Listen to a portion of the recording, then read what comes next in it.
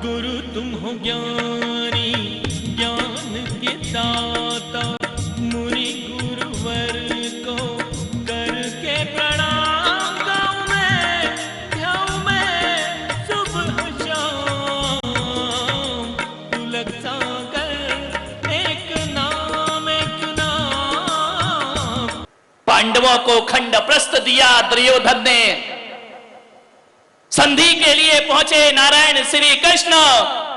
हे धृतराष्ट्र, हे हस्तिनापुर नरेश, ये पांडव भी तुम्हारे ही वंश के हैं, इन्हें ज्यादा नहीं थोड़ा सा जमीन का टुकड़ा दे दो।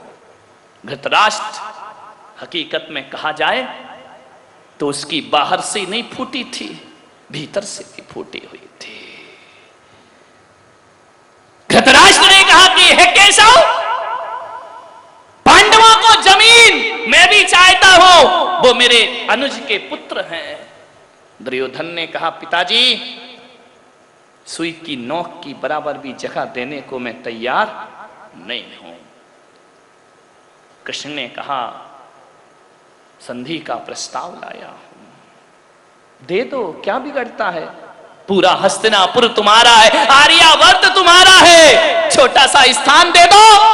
कुटिल दुर्योधन ने जानते हो ऐसा स्थान दिया जहां ना बरसात होती, ना पानी बरसता, ना कभी ठंडी हवाएं आती, ना फसलें लहराती।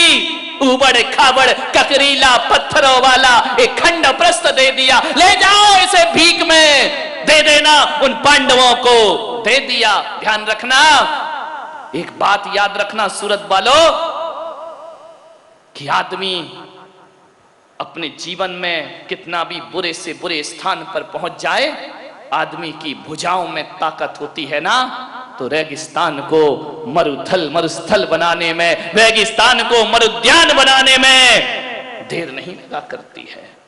खंड प्रस्थ दे दिया, पांडवों ने स्वीकार कर लिया। इतना सुंदर बनाया, इतना सुंदर बनाया, हस्तिनापुर फीका लगने लगा। सारे लोग जाकर के खंड प्रस्थ को देखते, और जैसे ही देखते तो कहते वाह पांडवों, खंड प्रस्थ बन मिला और इंद्रप्रस्थ बना करके रख दिया। इतना सुंदर, आपको कहानी मालूम है, लेकिन मैं इतना ही कह रहा हूं, इतना खूबसूरत महल बनाया, कैसा आर्किटेक्ट रहा होगा वो। आज के नहीं है इतने अच्छे, वो अनपढ़ जिनके पास डिग्रियां नहीं।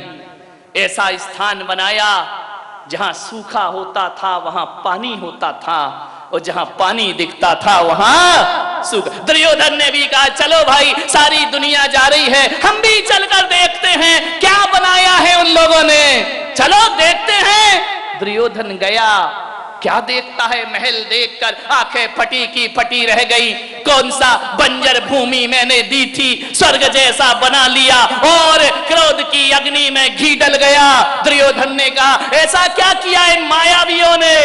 अंदर जाकर के देखा, जहां पानी था, धोती पकड़ के चल रहा है दुर्योधन, भीग ना जाऊं, कपड़े ना गीले हो जाए। आगे बढ़ा, जब देखा अब तो पानी खत्म है, और जैसे ही देखा खतरा टल गया, धोती चढ़ी, चलते जा रहा है, असावधानी हुई, पैर फिसल गया, छपाक से पानी में गिरा। झरोके से आवाज आती है अट्टहास की। एक अट्टहास किया द्रौपदी ने, अरे देवर जी गिर गए, तुम्हें पानी दिखाई नहीं दिया। दुर्योधन ने देखा मेरा अपमान, तुम्हें कैसे पानी दिखाई देगा, अंधे का पुत्र अंधा ही हुआ करता है, उसके पास आंखें। एक शब्द, अंधे का पुत्र अंधा, महाभारत खड़ी करके चला जाता है। ध्यान रखिए, उस एक शब्द ने द्रौपदी के जीवन में हजारों कष्टों को आमंत्रण दे दिया। एक शब्द बोला द्रौपदी ने, अंधे का पुत्र अंधा ही होगा, बस एक शब्द, नहीं तो हस्तिनापुर में ये कुरुक्षेत्र की लड़ाइयां कभी ना होती। शब्द संभाल कर द्रौपदी बोल देती तो ध्यान रखना, उसी दिन दुर्योधन ने कसम खा ली कि जो मेरी धोती गीली हुई है इस पानी में भरी सभा में तेरी साड़ी ना खींची तो मेरा नाम भी दुर्योधन नहीं होना चाहिए। ध्यान रखिए, एक शब्द ने महाभारत की रचना कर दी। ध्यान रखिए, ज्यादा जुबान मत चलाओ। ज्यादा जुबान चलाओगे तो दुनिया में कोई जुबान काटने वाला भी पैदा हुआ करता है। ध्यान रखिए, मीठा मीठा बोलो। एक बात याद रखना, खुदा को भी पसंद नहीं शक्ति जुबान में। खुदा को भी पसंद नहीं शक्ति जुबान में, इसलिए नहीं दी उसने हड्डी जुबान में। ध्यान रखिए, जुबान पे हड्डी थोड़ी होती है, उसे शक्ति पसंद ही नहीं है। मान आपसे निवेदन, मैं वहां बैठा था, ये 2-4 लड़के खड़े थे, तत्व चर्चा कर रहे थे। एक बोल रहा था हम तो बंदर के वंशज हैं। याद आ रहा है? हम पिछले जन्म में बंदर थे। इनका अभी कौन सा डाउट लग रहा है? अभी कौन से कम लग रहा है? ध्यान रखिए, बोले पिछले जन्म में बंदर थे, मनुष्य बंदर का विकास है, डार्विन की ये सोच है। एक बोला नहीं, बंदर नहीं थे, चिंपांजी थे। उनका अपना अपना कलर देख के अपना अपना वर्णन कर लो, है ना। एक बात याद रखना, एक चिंपांजी होता है और एक आदमी होता है, दोनों में ज्यादा अंतर नहीं होता, कोई बहुत बड़ा गैप नहीं है उन दोनों में। 2 जीन्स ऐसे हैं जो मनुष्य में ज्यादा हैं, बंदर में कम हुआ करते हैं। और वो 2 बातें ऐसी हैं जिनके कारण वो बंदर बन गया, और वो 2 बातें तुम में ऐसी हैं जिनके कारण तुम इंसान बन गए। एक चिंपांजी और बंदर में ज्यादा अंतर नहीं, केवल 98 बातें तो एक सी होती हैं, केवल 2 बातें कम हैं। चिंपांजी भी हमारी तरह खड़ा होके चल सकता है, चिंपांजी भी हमारी तरह खाता है, चिंपांजी भी हमारी तरह बच्चे पैदा करता है, चिंपांजी भी हमारी तरह रहता है, सब कुछ समझता है। वो 2 चीजें उसके पास नहीं है, ध्यान रखना, इसलिए वो बंदर बन गया। वो 2 चीजें कौन सी? चिंपांजी एक तो मनुष्य की तरह सोच नहीं सकता है, और दूसरी कमी, वो आदमी की तरह बोल नहीं सकता है। बाकी तो सारा जीवन उसका ऐसा ही होता है। ध्यान रखिए, आदमी की तरह नहीं बोल सकता वो। सूरत वालों, मैं आपसे निवेदन कर रहा हूं कि आदमी होकर भी यदि आप आदमी की तरह नहीं बोल पा रहे हैं, समझ गए क्या? ऐसी बातें आपको डायरेक्ट समझ में आएंगी। केवल 2 बातें, अच्छा सोच और अच्छा बोलना। मान्यवर, घर में 2 बहुएं हैं, एक बहू को बहुत प्यार मिलता है, एक बहू को कम मिलता है। इसकी वजह दहेज नहीं होती है, इसकी वजह यह नहीं होती है कि वो बहू अमीर घर की है या वो गरीब घर की है, ये वजह भी नहीं हुआ करती है। जहां तक मैं पुलक सागर सोचता हूं कि जिस बहू को बहुत प्यार मिल रहा है, उसके पास भले वो बहुत बड़ा दहेज लाई हो या नहीं लाई हो, उसकी वाणी में मिठास जरूर होगी, ध्यान रखना।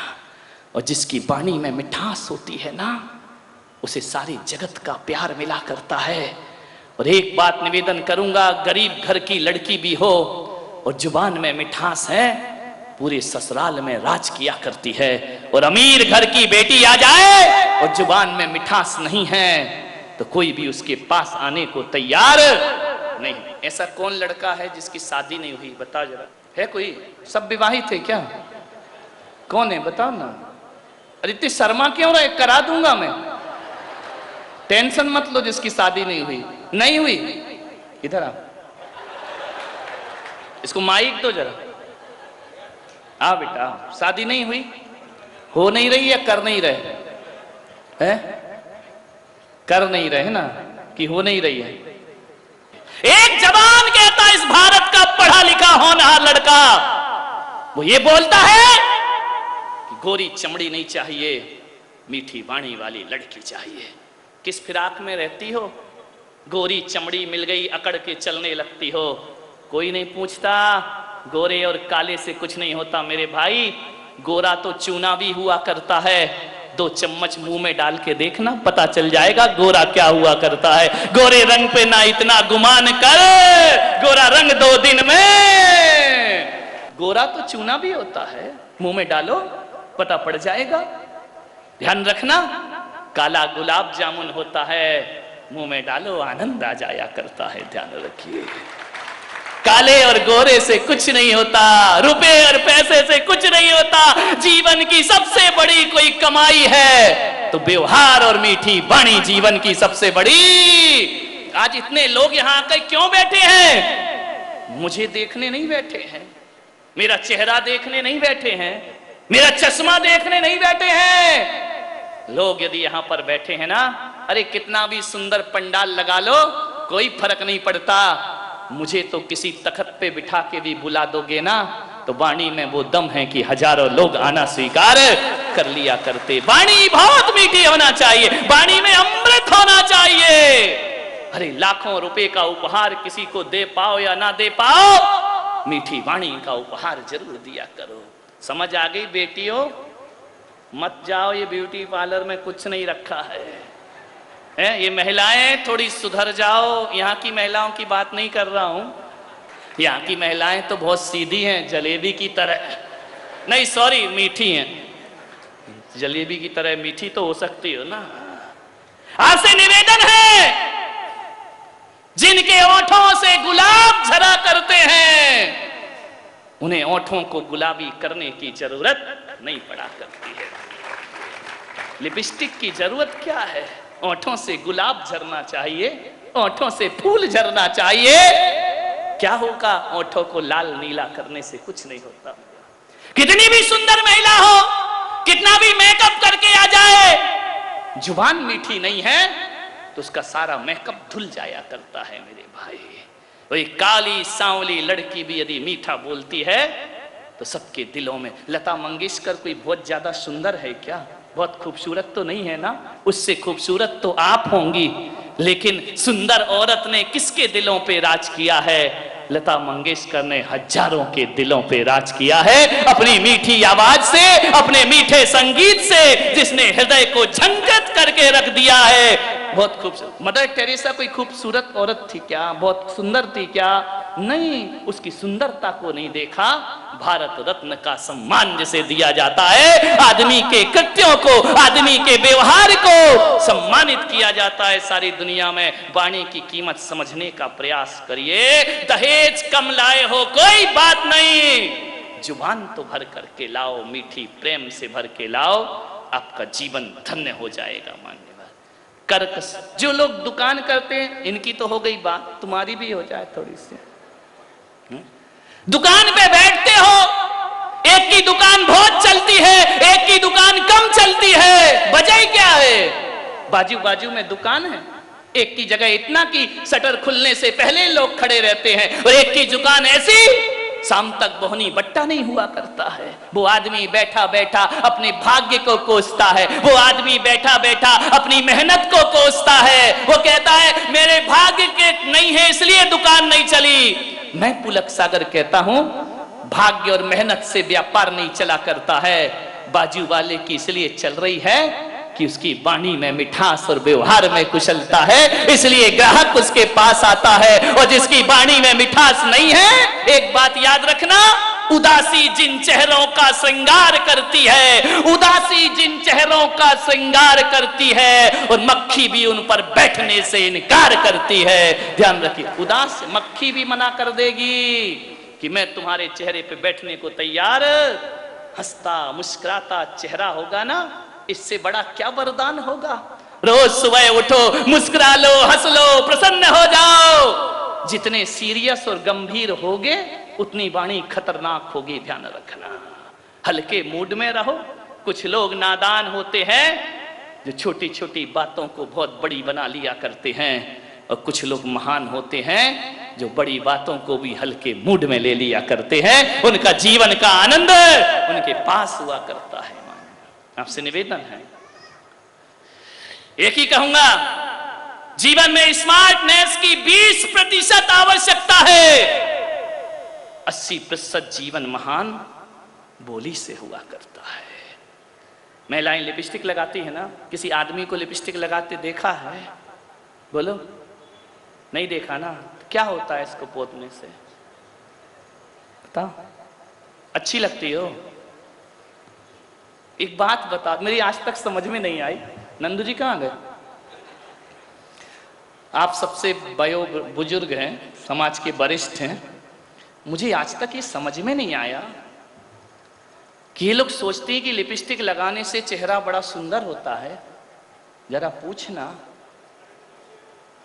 हाँ, तुम तो क्या खुदा का नूर है, क्या नूरानी चेहरा है। नए और पुराने का यही सिलसिला होता है। आम वही मीठा होता है जो पिलपिला होता है। ये बड़े पिलपिले कितने खूबसूरत लग रहे हैं। जब ये हाल है, जवानी में क्या रहा होगा? ध्यान रखिए। ये लिपस्टिक लगा के एक प्रश्न का उत्तर दे दो। माना कि लिपस्टिक आकर्षण बनती है, लिपस्टिक सौंदर्य बनती। मेरा कोई दिक्कत नहीं है, तुम लगाओ, मेरे बात का क्या जा रहा है। लेकिन मैं इतना कहता हूं, लिपस्टिक लगाने से यदि ओंठ सुंदर होते हैं, चेहरा सुंदर होता है, तो देवियों जरा इतना बता दो, जो नहीं लगाते उन पे क्यों मरती हो? प्रश्न मेरा इतना ही है। आदमी तो नहीं लगाता ना, फिर भी अपनी जान छिड़कती हो। इन पर ध्यान रखिए। मान्यवर, सोचिए। चेहरा सुंदर नहीं, वाणी सुंदर बनाइए। एक ही आपसे निवेदन है, जुड़े हुए को तोड़ना नहीं है, टूटे हुए को जोड़ना है। और कोई जोड़ने का यदि फेविकॉल तुम्हें दे रहा हूं, ये जोड़ कभी ना टूटेगा। मीठी वाणी का फेविकॉल दे रहा हूं, जो कभी भी टूटने वाला। एक बात याद रखना, 1000 लीटर नींबू का रस एक ड्रम में भर करके रखा है, एक भी चींटी नहीं आएगी उसके पास। आएगी क्या? 1000 लीटर नींबू का रस, एक बूंद चाशनी कहीं पड़ी है, हजारों चींटियां उसकी तरफ आकर्षित हो जाया करती हैं। अपना जीवन नींबू जैसा खट्टा नहीं, चाशनी जैसा मीठा बनाओ, तुम्हारे जीवन का कायाकल्प हो जाएगा। ध्यान रखें। गुरु तुम हो ज्ञानी, ज्ञान के साथ